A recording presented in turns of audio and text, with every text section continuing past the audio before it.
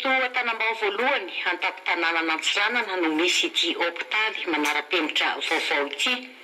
Hôpitaly mahazaka marary 20 izany hoe misy fandriana 20 izay ahitana efitrano fandraisana marary 30.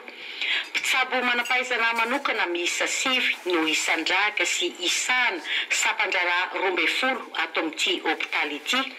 Raha totaly dia miisa 90 no isan'ireo mpiasa ampiodina ity hôpitaly ity.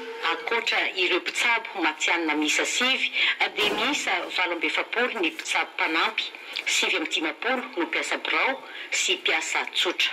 Izy ity zany mitsinjara ho servisy 12 izay ahitantsika imagerie médicale io, misy exploration fonctionnelle ato, misy maternité ato, misy pédiatrie ato, misy laboratoire ato, ary eo koa zany le bureau administratif ato.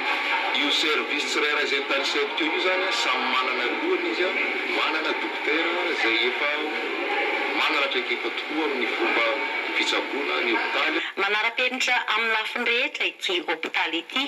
Ahitana efitrano fandidiana na bloc opératoire, pharmacie, efitrano fandraisana marary, laboratoire, maternité, banque de sang, pédiatrie, urgence ary eo ihany koa ny scanner.